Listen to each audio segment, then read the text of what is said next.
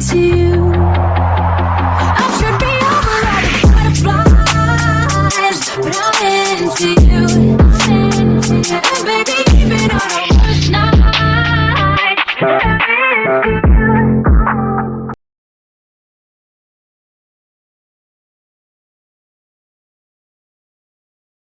The miracle of Brillos is not that other creatures can live inside the whales. This sort of arrangement is not uncommon.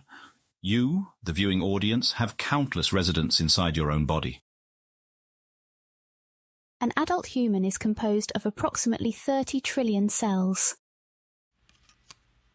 An estimated additional 39 trillion microbial cells, bacteria, viruses and fungi live on and in the average person's body. Medical science has long understood the importance of the microorganisms within us and the role they play in good health.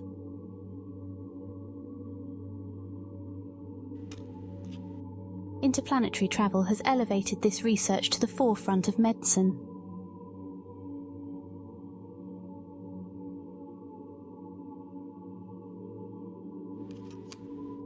Alien atmospheres are a soup of microorganisms that Earth-raised animals have never encountered before.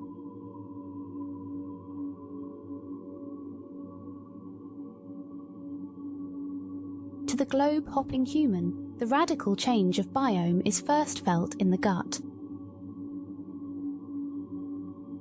Known as planetary dysbiosis, arrival sickness, or simply the drags, all off-world-born humans experience an immobilizing nausea soon after entering the new atmosphere. Even with the year-long acclimation program one undergoes in low orbit, the drags cannot be eliminated. Arrival procedure for all travellers includes a period of convalescence at Mercy Star Hospital. Dysbiosis symptoms last anywhere from 14 days to 6 weeks. The worst documented cases persisted for over a year and required intensive care. Pictured, limnologist and ranger first class Maria Ukichiro. Her 25-day recovery is documented as routine. In a message to Kronos Earth Branch cadets, RFC Ukichiro warns, "The initial headaches are too intense to get up and go to the bathroom. In the beginning, you'll mostly suffer on a bedpan. When food isn't coming up or out, you're forcing down a prescribed diet heavy in probiotics." I do mean forcing. The doctors require you to eat certain amounts every day, no matter how nauseated it makes you. Don't think that the kind nurses will let you skip meals either. Your spoon or their tube. Only thing you get to decide. The cuisine here is dominated by fermented and preserved foods. You can blame the past shortage of home refrigeration, state of the grid, whatever. Point is, when you inevitably smell yogurt or sauerkraut later, you'll feel violently ill and want to die. Every off-worlder goes through that, you'll get over it. See you soon, rookies!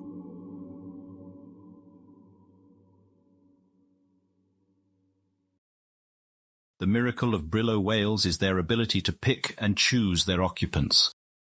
Our whale will now begin this process of selection.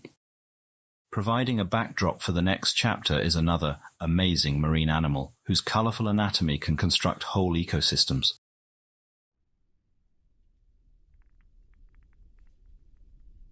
Our Earth audience will find it a familiar species. It is the reef-building coral.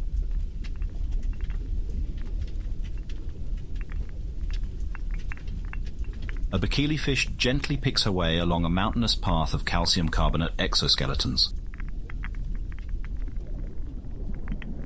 It's her daily prowl for food, and something tasty has her attention. Plump, bite-sized greebles are entrenched in the nooks below. It'll take her quite a bit of work to pry them out. As the bikini calculates the best approach of attack, her preparations are interrupted. She joins the other fish fleeing for their lives. A higher caste of the food chain steals the scene. It's a spotted barnacle claw.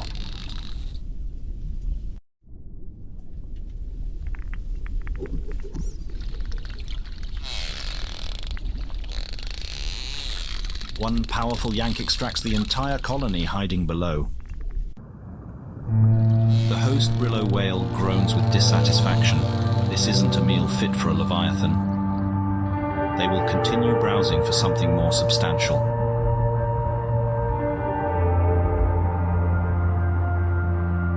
Our whale watches the drama unfold from a safe distance, somewhat perplexed.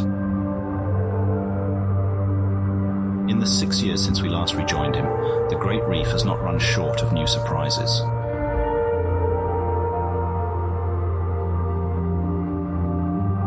From near and far, one can hear the calls of unknown brillos bounding off these cavernous walls. At least he still has someone familiar to rely on. His adoptive mother is usually out of sight, but never too far away. She has changed quite a great deal since we last saw her. Perhaps in response to the penumbra shark attack, she has undergone a zealous application of eye spots to her figure. While not as outwardly apparent, our young whale's body has undergone an even more radical change.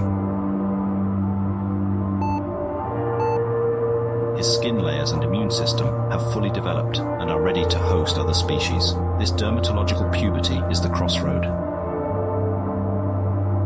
He must decide what sort of Brillo he will become. How does a young whale make such a crucial decision? The choices are overwhelming, the combinations are infinite, and mistakes are fatal.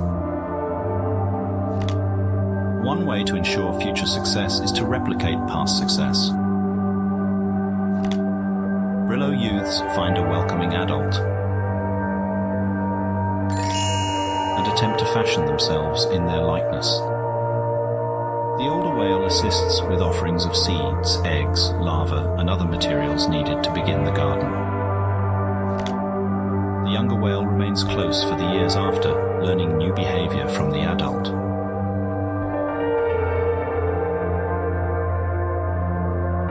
Not every option available to a young whale is desirable. This old-timer is welcoming, but our whale is visibly uncomfortable. It isn't hard to imagine why, but on the other hand, another young Brillo might happily accept this body plan. What shapes such individual preference? Realistically, there are far too many influences to chart, but from our limited data, there is one factor that stands out. We estimate that half of Brillos choose to replicate their own mothers. Our whale displays this preference towards his biological mother.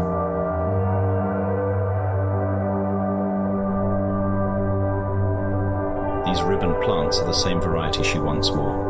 Our calf returns here every day. But it is no use. This Brillo whale is deceased. Nothing but a cleaned skeleton remains beneath the foliage. While it is interesting that the garden can partially survive on, none of it can be transferred without the living adult to help.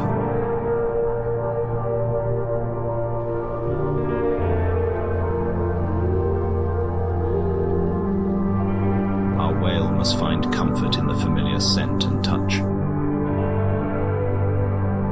However, time spent on what he cannot have is time wasted. Waiting too long to start a garden could bring other health complications. He will have to move on. Our whale goes on a search for another plant-based Brillo. For reasons unknown, such Brillos are conspicuously absent this season. It seems as if anything resembling his mother has migrated elsewhere. One single exception is discovered. And he is a spectacular example of aquatic foliage. The shaggy coat is as full and beautiful as the late mother's. But not all Brillos are welcoming. Day after day, he tries to draw the adult into play, and day after day receives the cold shoulder. The adult flatly refuses to acknowledge his existence. This male has tunnel vision on the single purpose of mating. Babysitting is not on the agenda. We watch an attempt to woo a female fail pitifully.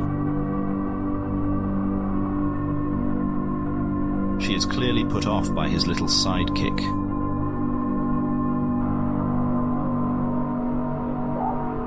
Tugging roughly on his leaves. Days of pent-up agitation are suddenly unloaded. Our whale is chased off at the point of a skewer. It may feel like a painful sacrifice, but a plant body is not an option. There's a dizzying amount of other choices remaining, and one of them will have to do. Another morning dawns.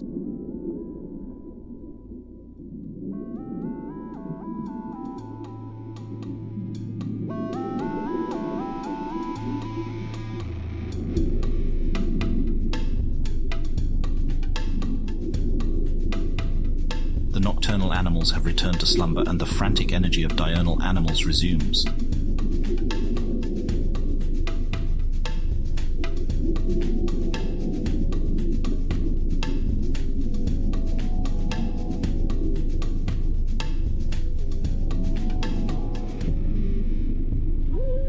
For our researchers, every day following the whale is a journey into an uncharted wilderness.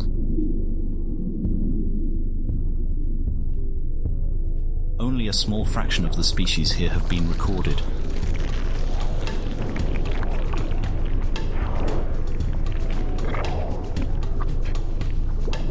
And there is so much inexplicable behavior to document. Recent discoveries have centered on the varieties of coral present. The reef itself is now understood to be a multi-layered structure.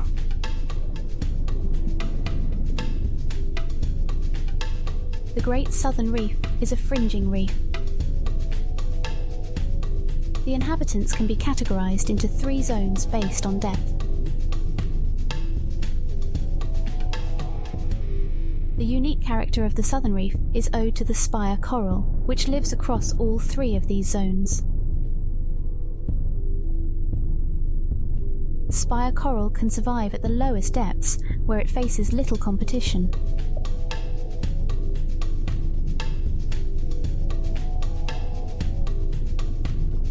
Once fixed to solid ground, spire coral stack atop one another, upwards towards the sunlight that will fuel more productive respiration. Shallow water corals soon find these raised platform and perch themselves upon it. This is not a cooperative relationship. The spire coral is eventually smothered and dies. Under accumulated weight, the structural integrity is lost.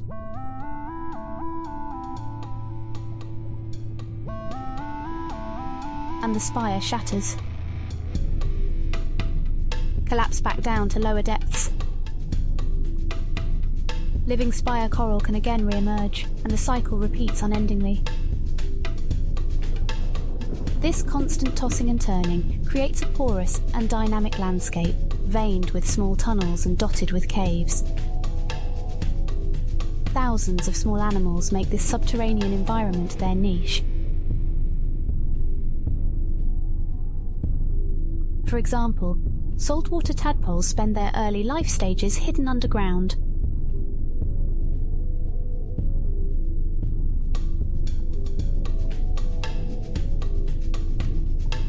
Until they can emerge above as a fearsome predator.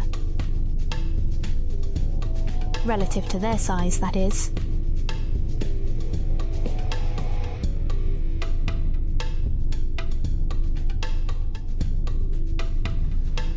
Progress and knowledge march forward through tireless work, but we often share in our young whale's bewilderment. Who is this? What is on his head? What is going on? We do not know. Our whale runs away, and we simply follow. One afternoon, it seems our young whale's persistent searching has been rewarded. A loud song heralds him from the distance. A Brillo hunting party returns. Their high spirits means that all had a good kill. The group's leader is calling to our whale. Our youth remains in place but allows the adult to approach. These whales are sophisticated pack hunters. The chowper, a stupid but friendly shark, totally accepts the Brillos as their own. Compared to the painful transmogrification other Brillos endure, this silky costume is minimally invasive and provides maximum returns. And it's a plant. This successful symbiosis strategy is limited only by the pack's willingness to share it with others. An open invitation from the leader is a golden opportunity. Something isn't right. Our whale is fixated on the chowper.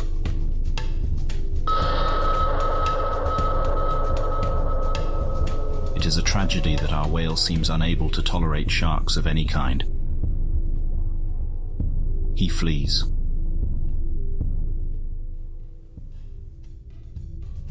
Over the weeks, we observe our subject whale becoming increasingly distressed. It is critical he suppress unpleasant feelings and adopt a symbiosis plan. A Brillo whale cannot survive unplanted.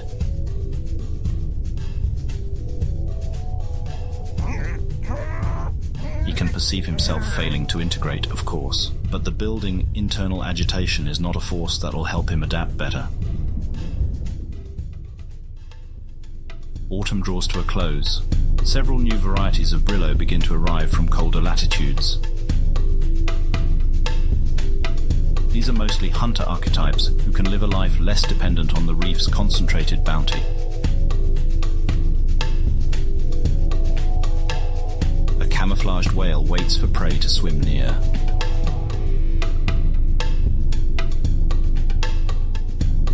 This kind of strategy requires a good deal of patience. Our whale, sensing the hunter, swims wide. The camo whale politely hails him. Other Brillo whales aren't the target of his trap. Our whale replies with mistrust and leaves. Something is wrong. Our whale's once irrepressible curiosity has grown increasingly muted. Even wonders like bioluminescence provokes no reaction. These lamplighter fish are practicing their jousting in preparation for the annual mating competition. The event is soon. It's only a one-night affair, and they will all die immediately afterwards. We think it would be quite the enriching spectacle. But the fish seem to be of no interest. Our research objectives all involve how a planted Brillo changes gene expression throughout its life. An unplanted whale is no use to us. There is a fear that our biometric implants have been invested on a losing whale. When a gene pool is too small, there is no way for a population to discard deleterious mutations. Without sexual recombination, offspring will have at least as much mutation as their parents. The errors simply accumulate. Muller's ratchet describes a process of irreversible decline, where each generation is one notch less fit than before. Can all the higher intelligence or wisdom of the universe provide salvation if one's very genetic code is winding down to destruction? The Kronos Project is a late-hour rewrite of a complex genome. It is an attempt to engineer a viable escape from an extinction vortex. Humans, still a robust and healthy animal, are conscripted to provide a variety of labour, which our forebearers have grown too enfeebled and small in number to handle themselves. Of course, we do not do this work without our own motivations. The fruits of this labour could change how we understand illness and ageing. But that final objective, to fundamentally decouple our fate from natural machinations and assert the reins of technology is still widely contested. In contrast to other human enclaves, the Constitution of Aria proudly allows this debate to take place in open forums.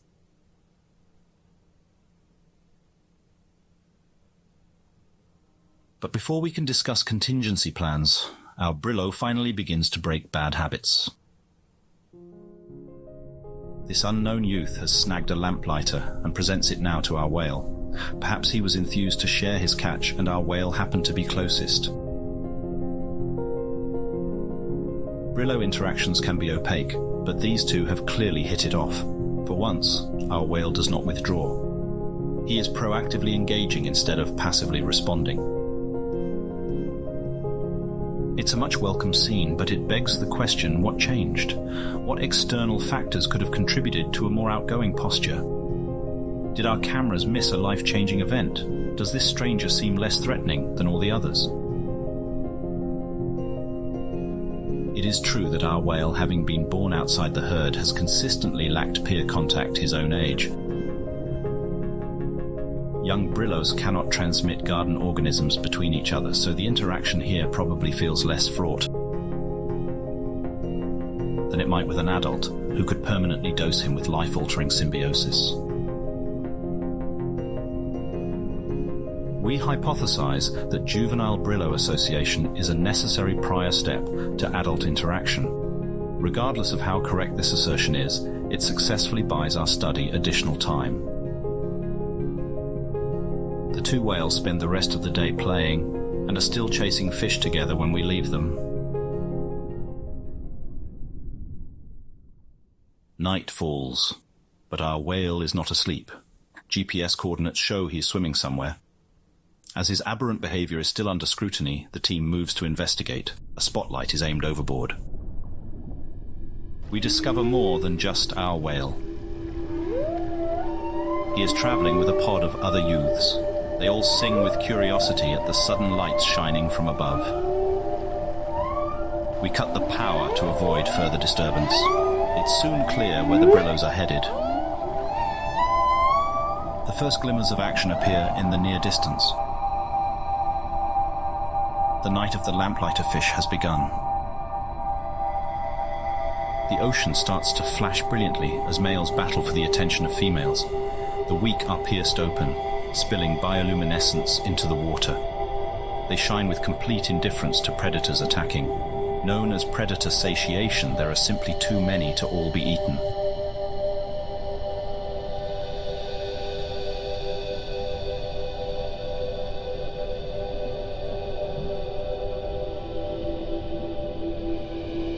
His belly full of glowing fish bits, our whale watches the show reach its climax. It seems like he'll be up all night with the others.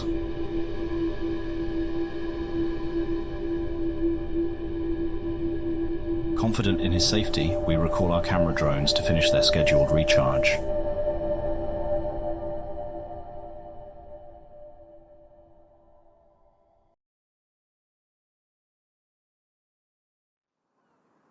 By blocking wave activity, the barrier reef creates a wide lagoon behind it. The placid water stretches for several kilometers before being overtaken by a mangrove forest. Parts are so shallow that they become exposed to air at low tide. At high tide, other areas are deep enough for a troublesome young whale to get lost in.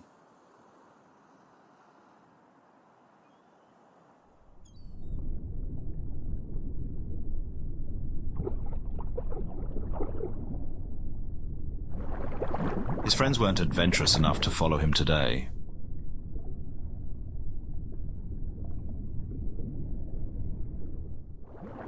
And for good reason, as our whale realizes once the water level starts to drop again.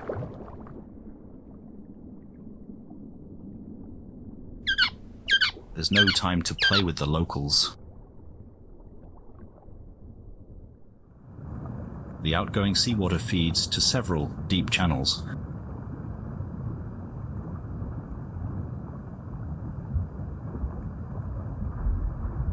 Whisked through the trenches, our whale rides the rip current to safety, with no control over where it's taking him.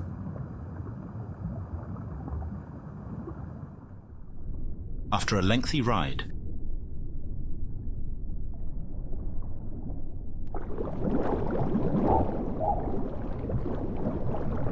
he spat out far from where he began. This is the end of the Great Reef. It's exposed and dangerous territory, but our whale can't help himself from having a look around. There's a sudden realization that he's being watched. Something is stirring within the cave behind him. It's another Brillo whale. Our whale approaches, but there is no friendly greeting. This isolated loner is an exile from the herd. Banishment is reserved for excessive violence against fellow Brillos. Most likely it was a mating joust that escalated to fatal combat. A deteriorated mental state from years of isolation is what has made him truly dangerous. Our Brillo can understand that a noiseless approach signals an attack. He whistles another greeting.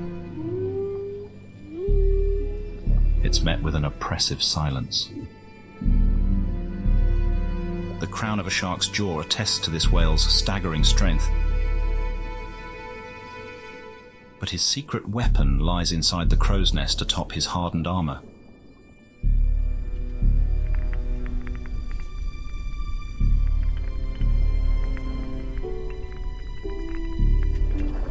The Vorpix octopus wakes when it senses a kill is imminent.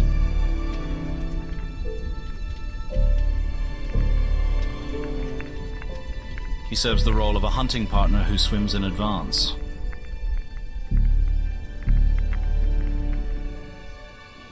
Usually it latches over the eyes of prey and attacks with its serrated beak.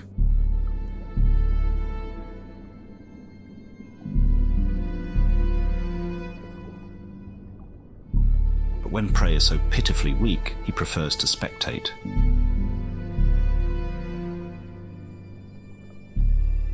Our whale is far from being scared. He's experiencing a whole other emotion. He knows. This was unexpected. Abandoning caution, the calf sinks.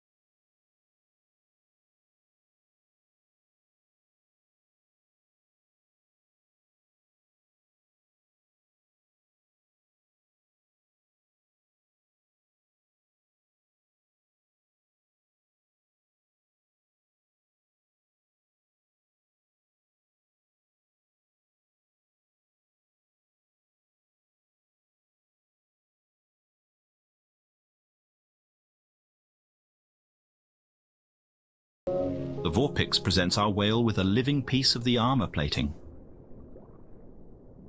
A quick feel for the soft spot. And the deed is done. When the young whale wakes up, the implant will already have sprouted roots to hold firmly fixed in his skin.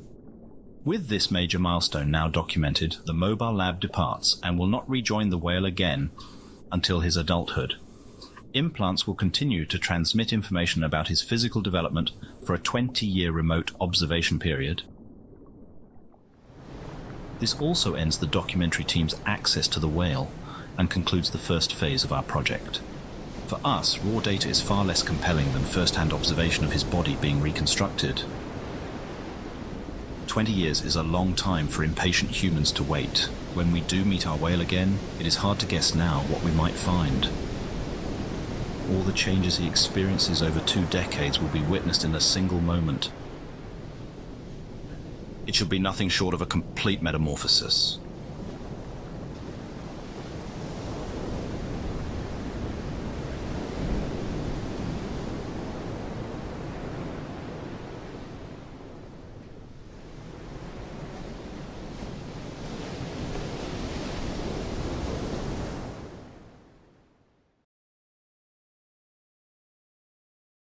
This concludes South Scrimshaw Part 1. Please keep designated channels open for the transmission of Part 2.